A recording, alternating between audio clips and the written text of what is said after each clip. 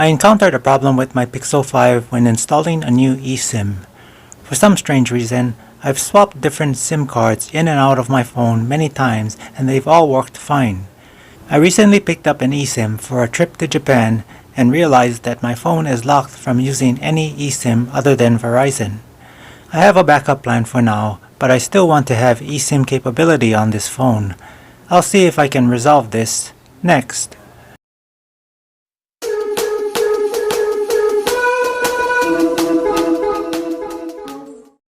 Of course, the first thing I did was to Google the specific QR code message to see what others might have done to resolve the issue. The search results didn't offer much help. Lots of people in the same predicament I'm in. From the point where I get the QR message, there is a link to select for troubleshooting options. I attempted to enter the QR code manually using a code I got with my eSIM, but that didn't work. I also tried the Verizon support phone number, and the lady did try her best to help, but again, no luck. I came across something I didn't expect when comparing my Pixel 5s, where the left phone is the one having trouble with the eSIM, and the right phone works fine with it. While checking eSIM settings, I noticed that both phones have the same QR message for different carriers. I'm positive the phone on the right did not have the QR message previously, which is why I was able to set up an eSIM. You'll notice the LTE status in the top right of the phone on the right, and that's because I'm still using the remaining data for that eSIM before it expires. Something I'm hoping might be the solution to this problem is that the phone on the right was my factory reset backup phone I brought out after I couldn't get the phone on the left to work with an eSIM. I'm wondering if the way to get around the QR message is to factory reset the phone. Luckily, the phone on the left can be erased since my primary phone is the one on the right. I can even use the phone on the right to recover my apps once I erase the phone on the left, which is what I originally did for the phone on the right. Hope you got that. I'm in the process of factory resetting the Pixel 5. Once the factory reset is done, I'll then go through setting up the phone for use. During the setup, there is a point where an eSIM can be added, but I'll skip it and just set up the phone with Wi-Fi. When checking the eSIM setup, I was surprised to still find the same QR message from Verizon.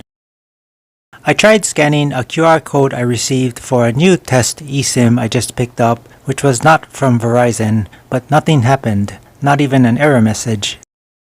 I selected the Need Help link at the bottom of the QR message screen and entered the code I also received with the same test eSIM and was surprised to find that it worked.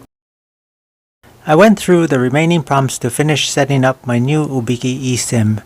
Nothing special about the prompts, they're more to keep you informed of how far along in the setup process you are, since it's a bit long. One thing that caught my eye was this prompt asking to turn on Verizon. Since everything was running smoothly, I figured anywhere the Verizon name shows up is probably one of those messages that can't be changed. The phone might have been Verizon locked in the past, but has been unlocked since, but yet still contains messages that are stuck with the Verizon wording. I continued disregarding any references to Verizon, and the rest of the setup went smoothly. I tested the Ubiki connectivity by turning off Wi-Fi and leaving just the eSIM connected. I then got onto YouTube to confirm playback speed and quality, and everything worked as expected. I don't know if this procedure will work for all phones that have a similar QR code message. I only have my Pixel 5 to go by, but I'm hoping people with the same problem will find this video. I'm glad I have a backup phone again. I usually factory reset the backup phone every couple of months, then copy everything from my primary phone to the backup phone. If my primary phone gets destroyed, I can immediately switch to the backup. I hope you find this video helpful. Leave any questions or comments you have in the comment section down below. That's all I have for now, and I'll catch you in the next video.